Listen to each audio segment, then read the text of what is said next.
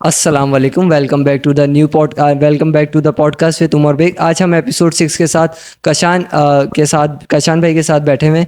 तो हम उनसे पूछेंगे कि यूआई क्या होता है और कैसे होता है। उनके काफ़ी रेवलेंट एक्सपीरियंस भी और वो काफ़ी एक्सपीरियंस है। तो कशान भाई कैसे हैं आप? जी ठीक ठाक। अस्सलाम वालेकुम, कैसे हैं आप? तो आपने पूछा कि यूआई क्या होता है और यूएक्स क्या होता है। तो पहले आपका इस बात पे जवाब देते हैं कि यूआई बेसिकली उस चीज़ को कहते हैं जो आपने ऐप्स वगैरह चलाई होंगी।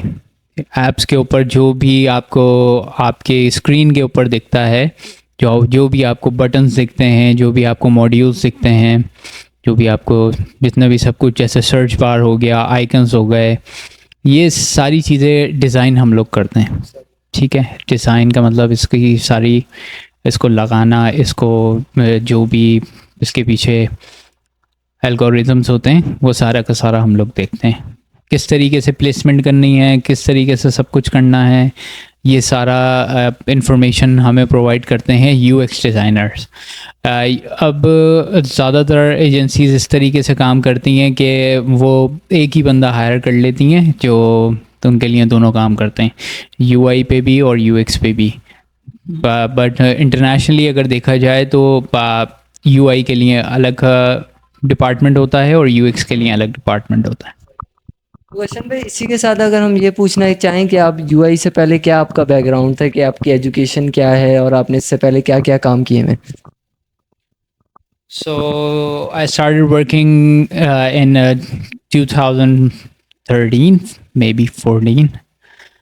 तो उस टाइम पे तो यूआई यूएक्स का तो कोई तस्वुर भी नहीं था पाकिस्तान के अंदर। उस टाइम पे मैं ग्राफिक डिज़ाइनर नहीं था। उस टाइम पे मैं एज अ सेल्स रिप्रेजेंटेटिव का काम कर रहा था फॉर ए इंटरनेशनल कैंपेन। उसके बाद मैंने थोड़ा सा एक्सपीरियंस गेन किया और लोगों को देखा कि what's currently going on in the market right now in Pakistan. तो मुझे एक बंदे से पता चला कि एक सीन ऑन हुआ है अभी ग्राफिक डिज़ाइनिंग का। तो उस टाइम पे I was earning a good money. तो मैंने अरीना मल्टीमीडिया, जो पाकिस्तान का और मिडिल ये इंडियन रीजन का one of the top graphic designing institute है, वो ज्वाइन किया मैंने 2015 के अंदर। तो मैं उनके पास गया। उन्होंने मुझे कहा कि आप किस में एडमिशन लेना चाहते हैं, अगर आपको मीडिया मासेस के अंदर जाना है तो आप वो बता दें। तो उनके पास बेसिकली मल्टीपल सब्जेक्ट्स थे, media masses, graphic designing, illustrations और यूआई यूएक्स डिज़ाइन। उनके पास एक कैटेगरी टाइप उनके पास तो मतलब पर ये होता है कि मतलब अगर हम ये चाहें कि यूआई होता क्या है, क्योंकि अगर हम ज़्यादातर अपने अगर हमारे व्यूअर्स भी देखने वाले हैं तो अब अगर हम यूआई का नाम एक स्पेसिफाइड नाम लेते तो हमें समझ नहीं आता कि यूआई है क्या। कहने को तो ये यूज़र इंटरफेस है, पर इसके अंदर हो क्या रहा है और क्या क्या चीज़ें इसमें खासियत है, या हम इससे क्या हमें मतलब बाहर की दुनिया में या हम इससे क्या फ़ायदे उठा रहे हैं अभी करंटली। करंटली अब जैसे कि आप ये पॉडकास्ट देख रहे हैं यूट्यूब के ऊपर, ठीक है। अब यूट्यूब के ऊपर आप अभी पॉडकास्ट देख रहे हैं और आपके सामने काफ़ी सारे आइकन्स और सिंबल्स बने हुए आ रहे हैं। जैसे शेयर का बटन हो गया, लाइक का बटन हो गया, आपके पास डिसलाइक का बटन हो गया। ये सारी चीज़ें डिज़ाइन हम लोग करते हैं, ठीक है। ये पूरा का पूरा जो आपको आपके सामने यूट्यूब का फेस आ रहा है ना, एक तरीके से आपके पास जो पेज आ रहा है, ये सब पूरा हम लोग डिज़ाइन करते हैं। ये हम लोग पहले डिज़ाइन करते हैं, इसका प्रोटोटाइप बनाते हैं। इसका प्रोटोटाइप बनाने के बाद हम लोग आगे फॉरवर्ड करते हैं इसको हमारे मैनेजर्स को और हमारे टीम लीड्स को, और टीम लीड्स इसको फाइनलाइज करके प्रोग्रामर्स के पास भेजते हैं। तो प्रोग्रामर्स क्या करते हैं, उसी सेम डिज़ाइन को मद्देनज़र रखते हुए उसके ऊपर काम करके उसको एक हतमी शक्ल देते हैं, उसको एक वेब पेज के तौर पे बनाते हैं। और हम उनको सिर्फ एक आइडिया बना कर देते हैं कि पेज इस तरीके से नज़र आएगा, ताकि हम क्लाइंट्स को भी दिखा सकें कि हम क्या बना रहे हैं। क्लाइंट को प्रोग्रामिंग पे आइडिया नहीं होगा, अगर आप कोई लंबा चौड़ा कोड लिख कर दे दोगे कि ये हमारा काम है, इस तरीके से है, क्लाइंट को नहीं समझ में आएगा, because they don't know anything about it, that's why they are working for you. तो वो उनको कुछ ना कुछ देखने के लिए चाहिए होता है कि किस तरीके से नज़र आएगा मेरा पेज। अगर मैं पेज बनाता हूँ, कोई भी वेबसाइट बनाता हूँ या ऐप बनाता हूँ, तो वो नज़र किस तरीके से आएगी। सारी चीज़ें होती हैं इंटरफेस के ऊपर, ठीक है। और गूगल ने तकरीबन पिछले 10 सालों के अंदर तकरीबन कोई बिलियंस ऑफ डॉलर्स खर्च करें हैं सिर्फ इस इंडस्ट्री के ऊपर, यूआई और यूएक्स के ऊपर, ताकि वो सिंपल रहे, ऐसा रहे कि 5 साल का बच्चा भी उसको इस्तेमाल कर सके। और आप देख रहे हैं आजकल के बच्चे यूट्यूब किड्स के ऊपर खुद ही वीडियोस लगाते हैं, खुद ही सब कुछ करते हैं, लाइक भी करते हैं, कमेंट्स भी करते हैं, बच्चों को सब कुछ करना आता है। तो ये सारा इंटरफेस डिज़ाइन हम लोग इस तरीके से करते हैं कि अगर आईक्यू कम भी हो किसी बंदे का, जैसे कि ओल्ड एज पीपल हो गए, जो हमारे बुज़ुर्ग लोग हो गए, उनको इतना अच्छे तरीके से टेक्नोलॉजी का पता नहीं है। हम लोग टेक्नोलॉजी को आप ये कह सकते हैं कि सिंपल करके पेश करते हैं लोगों के सामने, ताकि उनके लिए आसानी हो कि वो उसको यूज़ करके उसके फ़वाइद हासिल कर सकें। क्वेश्चन भाई, अगर हम इसी के साथ बात कर रहे हैं तो एक अच्छे यूआई के क्या खासियत होती है? मतलब अगर हम कुछ एक अच्छा यूआई बनाना है तो उसके अंदर क्या स्पेशलाइजेशन होगी कि उसको और इंटरेस्टिंग या अट्रैक्टिव बनाते हैं? तो सबसे पहले ग्राफिक डिज़ाइनिंग के अंदर 2-3 चीज़ें होती हैं जो आपको बड़े स्पेसिफिकली चूज़ करनी पड़ती हैं, जो आपको बड़ा देख के चूज़ करनी पड़ती हैं। वो ये होती हैं कि कलर प्लेट है, कलर्स कॉम्बिनेशंस की बात कर रहा हूँ मैं। कलर कॉम्बिनेशंस, अगर आपने कुछ गलत कलर कॉम्बिनेशंस यूज़ कर लिए तो आपका डिज़ाइन बहुत बेकार लगेगा, और अगर आप किसी को दिखाएंगे वो तो वो रिजेक्ट कर देगा, ठीक है। तो कलर कॉम्बिनेशंस और कलर प्लेट है इज़ अ मेन थिंग। उसके बाद बात आती है सेकंड, टाइपोग्राफी। टाइपोग्राफी के अंदर जो आपका टेक्स्ट होता है, जितना भी आपकी वेबसाइट के ऊपर टेक्स्ट लिखा हुआ है या आपकी ऐप के ऊपर टेक्स्ट लिखा हुआ है, वो अगर आप किसी ऐसी लैंग्वेज के अंदर किसी ऐसे फॉन्ट को यूज़ करते हुए बना लेंगे ना कि लोगों को समझ में नहीं आ रहा, या कोई मसला आ रहा है, लोगों को समझ में नहीं आ रहा, क्योंकि आपको ऐप चलानी होती है यूनिवर्सली। आप सिर्फ एक रीजन को माइंड में रख के या एक रीजन को टारगेट करके आप उसको नहीं चला सकते, क्योंकि app and websites are known as a global source, as a universal source. So अगर आप उस एंगल से आएँ तो आपको ऐसी ऑडियंस को टारगेट करना है कि जो ऐसा फॉन्ट यूज़ करती हो जो सब में सेम हो, सारी कंट्रीज़ के अंदर सेम हो, ज़्यादातर लोग उसको समझ सकें, ज़्यादातर लोग उससे रिलेट कर सकें, ज़्यादातर लोग उसको आसानी से यूज़ कर सकें। काफ़ी सारी ऐसी वेबसाइट्स हैं। अब जैसे कि सबसे बड़ी वेबसाइट्स जो आपके सामने नज़र आती हैं, जो सबसे बड़ी कंपनीज़ हैं जो आपको इंटरनेट के ऊपर नज़र आती हैं वेब 2.0 के ऊपर, आप देख सकते हैं Google, one of the big names, Meta, Twitter जो अब एक्स हो चुका है एलन मस्क के बाद, और काफ़ी सारी ऐसी वेबसाइट्स हैं जो आपको टॉप टियर लेवल्स पे आती हैं। अब ये लोग बिलियंस ऑफ डॉलर्स क्यों खर्च करते हैं अपनी वेबसाइट्स के ऊपर, और अपने इंटरफेस को बेहतर बनाने के लिए और अपने यूएक्स को बेहतर बनाने के लिए?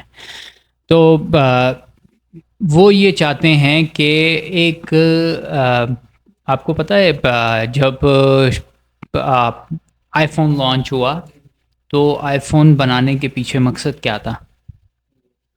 आपको नहीं पता। तो सबसे पहले आपको जानना पड़ेगा कि आईफोन वजूद में किस तरीके से आया। आईफोन का सीईओ, आपको नाम पता है उनका? आईफोन के सीईओ ने अपने डेवलपर्स को और अपने यूआई यूएक्स डिज़ाइनर्स को एक ही बात कही थी कि मैं ऐसा इंटरफेस चाहता हूँ, ऐसी चीज़, ऐसी ऐप चाहता हूँ, ऐसा फ़ोन चाहता हूँ कि उस अगर मैं किसी 5 साल के बच्चे को भी दे दूँ तो वो उसको चला ले, उससे कॉलिंग कर ले, उससे टेक्स्ट कर ले, ऑटोमेटिकली वो खुद समझ जाए, ऐसा ह्यूमन बिहेवियर के हिसाब से वो इंटरेक्ट करे आगे से ऐप आपके सामने, कि अब आपको ये ना हो कि आप कोई ऐसी चीज़ इस्तेमाल कर रहे हो जो आपके बस में नहीं है।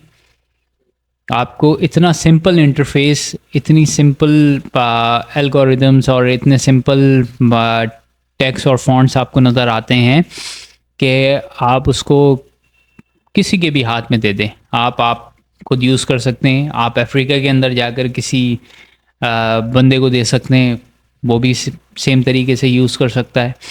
तो इस तरीके से आप ज़्यादा से ज़्यादा लोगों को टारगेट कर सकते हैं। तो ग्लोबली अगर आप लोगों को टारगेट करेंगे तो ये सबसे बेहतर ऑप्शन है मेरे हिसाब से, कि आप अपने इंटरफेस को बेहतर बनाने के लिए इन सारी चीज़ों का इस्तेमाल कर सकते हैं। इसी के साथ कशन भाई, अगर हम इसके बारे में बात करें तो यूआई में टेस्टिंग क्यों ज़रूरी होती है और हम वो कैसे करते हैं? टेस्टिंग इसलिए ज़रूरी होती है क्योंकि गलतियां हर बंदे से होती हैं। अब मैं एज अ डिज़ाइनर हूँ, मैंने एक प्रोटोटाइप बनाकर आपको दिखा दिया, ठीक है। अब प्रोटोटाइप बनाकर मैंने आपको दिखा दिया, उसमें एक बेसिक कोड हम यूज़ करते हैं, बेसिक कोडिंग यूज़ करते हैं। वो हम प्रोग्रामर को देते हैं, उसके अंदर गलतियाँ होती हैं क्योंकि हम प्रोग्रामर्स नहीं हैं। हम प्रोग्रामर्स को देते हैं, प्रोग्रामर्स उसको एक वेबसाइट पे और अपनी लैंग्वेजेस इस्तेमाल करके उसको एक वर्डप्रेस के ऊपर और बाकी प्लेटफॉर्म्स के अंदर काफ़ी सारी लैंग्वेजेस हैं, उसके ऊपर वेबसाइट्स बनती हैं, उनके ऊपर आपको वेबसाइट्स बना कर देते हैं। अब उन वेबसाइट्स के ऊपर मसला ये आता है कि उनके ऊपर होते हैं बग्स।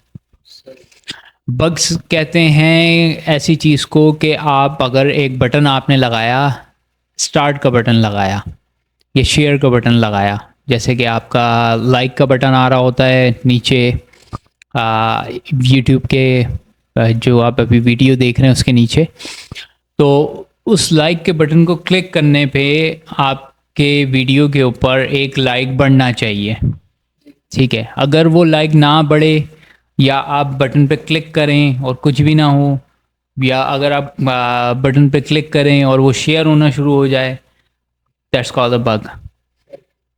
तो गलतियां हर इंसान से होती हैं, गलतियां डेवलपर से भी होती हैं, गलतियां डिज़ाइनर से भी होती हैं। तो उनको फिक्स करने के लिए एक डिपार्टमेंट होता है जिसको हम कहते हैं टेस्टिंग डिपार्टमेंट, जिसको हम कहते हैं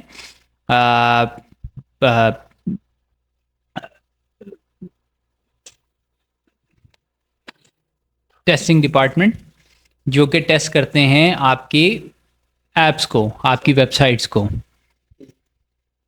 अब इसके अंदर काफ़ी सारी चीज़ें ऐसी आ जाती हैं कि कभी कभार वो नहीं फाइंड कर पाते, उनकी टीम इतनी स्ट्रांग नहीं होती कि वो इतने सारे बग्स जो है वो नहीं निकाल पाएँ, तो वो आउटसोर्स करते हैं बाहर के बग हंटर्स को। अगर आज आप बग हंटिंग के अंदर जाएं और अगर आप मेटा का कोई बग निकाल दें, कोई मेजर बग निकाल दें, और आप अगर उनको पोस्ट करते हैं ना, अगर आप उनकी टिकट बनाकर भेजते हैं और सब कुछ उनके डेवलपर्स को पोस्ट करते हैं, आप ऐसा बग हंटर भी काम करें, तो आप इजीली महीने के $5,000, $6,000, $7,000 इजीली बना सकते हैं। ये मुश्किल काम है क्योंकि उनके पास ऑलरेडी बहुत स्ट्रॉन्ग टीम होती है, और अगर आप उनकी स्ट्रॉन्ग टीम को अंदर जाकर नहीं, बेसिकली आप अपना ऑफशोर काम करते हैं, आप कहीं से भी बैठ के वो काम कर सकते हैं अपने लैपटॉप के ऊपर। लेकिन वो इतना कॉम्प्लिकेटेड मैटर्स होते हैं कि अगर आपने कोई बग उसमें से निकाल भी लिया तो वो काफ़ी कॉम्प्लेक्स बग होता है। तो वो सारी टेक्निकलिटीज़ के बारे में आपको देखना पड़ता है, सारी चीज़ें देखनी पड़ती हैं। वो बिल्कुल अलग चीज़ है। बग हंटिंग का वो है अलग चीज़ है। और एक कंपनी अपना एक डिपार्टमेंट फॉर्म करती है जिसको हम कहते हैं quality insurance, software quality insurance, SQA। तो SQA डिपार्टमेंट जो है वो बग हंटिंग बग्स निकालता है और पोस्ट करता है रेगुलर बेस के ऊपर अपने डेवलपर्स को, और फिर वो उसको फिक्स करके वापस बग हंटर्स को देते हैं। बग हंटर्स उसको दोबारा चेक करते हैं, उसके बाद वो फाइनलाइज करके उसकी रिपोर्टिंग हो जाती है। इस तरीके से जितनी भी आज तक वेबसाइट्स बनी हैं, back in the days Facebook के पास इतने रेवेन्यूज़ नहीं थे कि वो अपने बग सही कर सके, तो उन्होंने एक ऐसी वेबसाइट बनाई है कि तो रिलेटिवली उसमें बग्स कम थे। मैं 2019 की बात कर रहा हूँ, 2012 की बात कर रहा हूँ। उस टाइम पे काफ़ी सारे बग्स मुझे नज़र आते थे इन वेबसाइट्स के ऊपर, जिन पे लोगों ने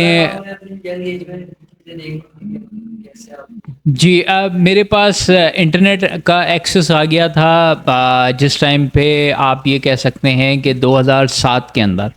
उस टाइम पे लोगों को इंटरनेट के बारे में कुछ भी नहीं पता था। मैं इंटरनेट उस टाइम पे यूज़ करता था। मैं काफ़ी यंग एज से इस स्पेस के अंदर जो है घूम रहा हूँ, तो मुझे काफ़ी सारी चीज़ों के बारे में बचपन से ही आइडिया था कि ये हाउ इट वर्क्स। अच्छा, अगर इसी के साथ बात कर रहे हैं तो अगर हम ये आपसे पूछना चाहें कि मोबाइल ऐप्स और वेबसाइट के में इन दोनों में यूआई का क्या डिफरेंस होता है?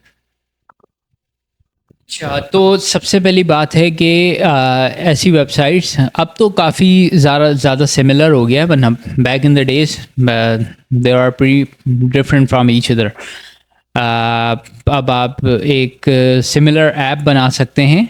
अब काफ़ी सारी ऐसे हमारे पास टूल्स आ गए हैं, किट्स आ गई हैं, तो काफ़ी सारे ऐसे एल्गोरिदम्स आ गए हैं जिनको अब तो AI भी आ गया है, तो हम काफ़ी सारे रेफरेंसेस से ले लेते हैं, कुछ ना कुछ कर लेते हैं। वरना पहले ऐसा होता था कि आप, क्योंकि मेरे सीनियर से बात होती है, वो पहले वेबसाइट बनाते थे और उसके बाद जो आपका बूम आया है ऐप्स का, वो आया है तकरीबन आपके 2009 के अंदर, 2010 के अंदर इंटरनेशनली। पाकिस्तान के अंदर तो बहुत लेट आया। पाकिस्तान के अंदर 2012 के अंदर इंटरफेस वगैरह आपको फ़ोन के ऊपर नज़र आना शुरू हुए और बाकी सारी चीज़ें नज़र आना शुरू हुई हैं। तो ये मैं बात कर रहा हूँ पुरानी 2009 की। 2009 के अंदर लोग पहले वेबसाइट क्रिएट करते थे, उसका इंटरफेस अलग तरीके से बनाते थे, क्योंकि उस टाइम पे इतनी सारी लैंग्वेजेस नहीं होती थी। अब जैसे कि जीरा है, लारावेल है, आपकी एंड्रॉयड सपोर्टेड जितनी भी लैंग्वेजेस हैं उसका लैंग्वेजेस अलग होती थी। और फिर आपके जो वेबसाइट्स होती थी, वेब डेवलपमेंट होती थी, वो अलग तरीके से होती थी, उसके लैंग्वेजेस अलग होती थी और वो आपस में इंटीग्रेट नहीं होते थे। They are working on a different platform, different servers. तो दोनों के अंदर काफ़ी एक स्पेस होता था इंफॉर्मेशन का, कि वेबसाइट के ऊपर जो इन्फॉर्मेशन चल रही है वो आपको ऐप पे इतनी जल्दी नज़र नहीं आती थी। लेकिन अब काफ़ी सारे ऐसी लैंग्वेजेस आ गई हैं और ऐसे टूल्स आ गए हैं कि आप दोनों को एक सिमिलर टारगेट के ऊपर रख के दोनों को चला सकते हो। अच्छा, अगर हम इसमें बारे में बात करें, जैसे आपने एआई का बड़ा नाम लिया, तो आपको क्या लगता है कि जब से चैट जीपीटी आ गई या एआई का ज़्यादा इन्फ्लुएंस हो गया, तो आपको लगता है कि वर्कलोड काफ़ी कम हो गया, या फिर भी अभी ज़रूरी है इंसान कि अगर कोई भी काम है, या आने वाले सालों में एआई जैसे लोगों को कम कर देगी उनके कामों? जैसे आप फॉर एग्जांपल अगर हम बात कर रहे हैं तो कोडिंग का था, फॉर एग्जांपल मैं कंप्यूटर इंजीनियरिंग सेमेस्टर है, फॉर एग्जांपल मुझे कोई कोड लिखना होता है, तो अगर मुझे टाइम लग रहा है तो मैं सिंपली जाता हूँ चैट जीपीटी में, make a code of this और समथिंग दिस, वो पूरा कोड आ जाता है, वो रन भी कर लेता हूँ। तो आपको क्या लगता है कि आने वाले सालों में वेब डेवलप या यूआई इंटरफेस का काम कम हो जाएगा, या आपको लगता है कि इंसान की ज़रूरत तो फिर भी हमें पड़ेगी? अब आपने बात करी है कोडिंग की। कोडिंग के अंदर आप एक मॉड्यूल बना सकते हो एआई के थ्रू। आप पूरी वेबसाइट नहीं बना सकते। अगर आप पूरी वेबसाइट बनाओगे तो उसके अंदर काफ़ी सारे बग्स आपको नज़र आएंगे, तो उसको आपको फिक्स करने में रिलेटिवली ज़्यादा टाइम लगेगा अगर आप खुद अपनी एक वेबसाइट बनाते हो। मतलब आप ये कहना चाहते हैं कि एआई जितना भी आ जाए और ह्यूमन की, हमें इंसान की ज़रूरत तो होगी।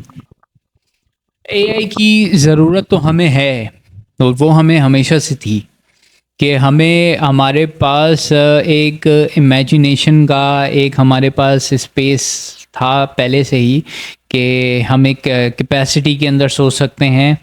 अब हमारे पास एआई है तो हम उससे जल्दी काम कर कर हम मल्टीपल चीज़ें एक्सपेरिमेंट्स कर सकते हैं एक शॉर्ट टाइम फ्रेम के अंदर। अब हम उससे रेफरेंसेस ले सकते हैं। अब उनसे एआई से हम काफ़ी सारी ऐसी चीज़ें कर सकते हैं, जैसे कि अब ग्राफिक डिज़ाइनिंग के हिसाब से अब मुझे कोई लोगो बनाना होता है या मुझे कोई इंटरफेस बनाना होता है और मुझे क्लाइंट को दिखाना होता है, तो मैं उसको खुद बैठ के क्रिएट नहीं करता, क्योंकि वो काफ़ी टाइम कंज्यूमिंग है। अब मुझे 3 प्रोजेक्ट्स बनाने हैं और मेरे पास टाइम है तकरीबन 2 दिन का। अब मैं मिड जर्नी के ऊपर जाऊंगा, मैंने सब्सक्रिप्शन ली भी है।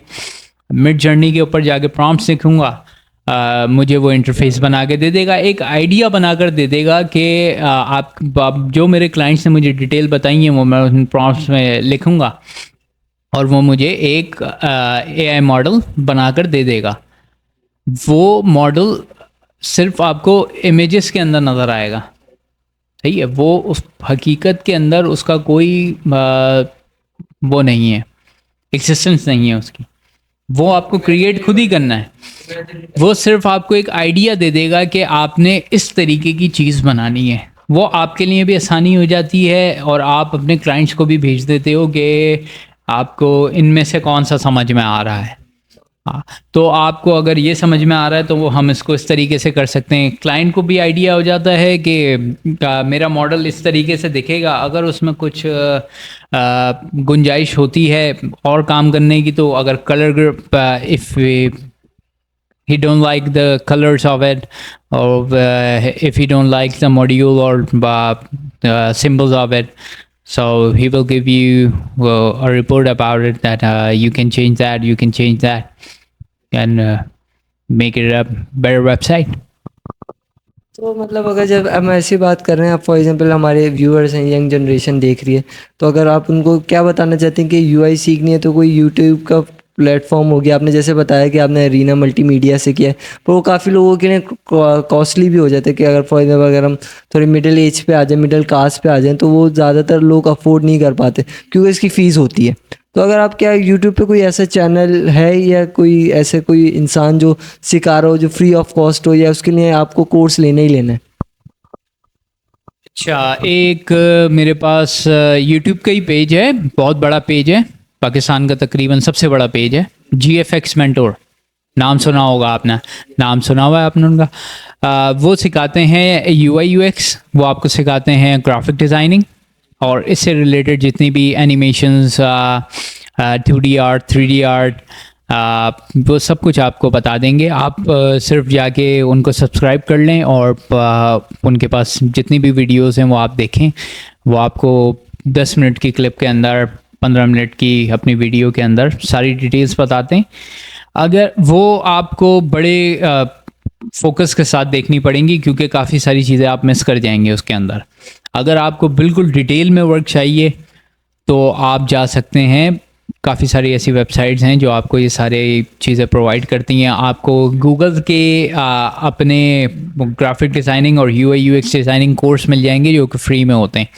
उनकी इनरोलमेंट फ़ीस वगैरह कोई नहीं होती, लेकिन उनमें इनरोल होना बड़ा मुश्किल होता है क्योंकि there are already so many peoples out there they want their certificate, that Google certificate they give to people after completing their course on Google. और वो आपसे टेस्ट भी लेते हैं, वो आपको एक सर्टिफिकेट देते हैं और वो वर्ल्ड वाइड चलता है. अब वो गूगल आपको कोई सर्टिफिकेट दे रहा है, इससे बड़ा सर्टिफिकेट मैं नहीं समझता कि अभी तक कोई है. अब ऐसी भी वेबसाइट्स हैं जहाँ पे आप $5 के अंदर, $2 के अंदर, $3 के अंदर अपना कोर्स कर सकते हैं. ऑनलाइन कोर्सेज होते हैं जिसमें यूडीमी आता है सबसे बड़ा नाम. वहाँ पे आप जाएं और किसी भी आप ऑटोमेशन के अंदर, या फिर आपको अगर कोडिंग करनी है तो आप कोडिंग के लिए प्रोग्रामर बन सकते हैं. आप उसके ऊपर आप उसको अगर UI UX डिज़ाइन के अंदर लेना चाहते हैं कोर्स उसका, तो आप वो भी ले सकते हैं. They have multiple options here. तो जैसे अभी हम बात कर रहे हैं कि पाकिस्तान में UI का इतना अभी नहीं है इतना फोकस, तो आपको क्या लगता है कि आने वाले सालों में इसका स्कोप आ जाएगा, या अभी कितना है और आने वालों सालों में आपका क्या ओपिनियन है?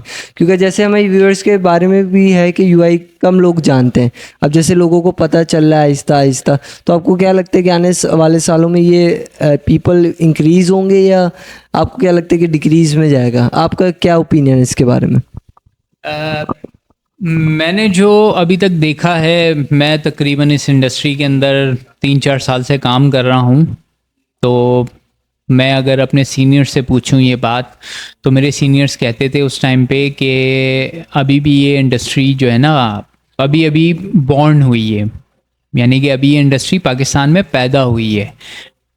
इससे पहले सॉफ्टवेयर इंजीनियरिंग और इसका कोई कॉन्सेप्ट नहीं था पाकिस्तान के अंदर. लेकिन अब काफ़ी सारी यूनिवर्सिटीज़ ऐसी आ गई हैं जो आपको इस हद तक आपको पैरों पे खड़ा कर देती हैं कि आप एक टूटा फूटा इंटरफेस बना लो. लेकिन आपको अगर टॉप टियर लेवल इंटरफेसेस बनाने हैं, आपको एल्गोरिथम्स को समझना है, आपको AI को समझना है, तो आपको इंटरनेशनल कोर्सेज करने पड़ेंगे, क्योंकि आपको इतनी डीप नॉलेज को ही नहीं देता.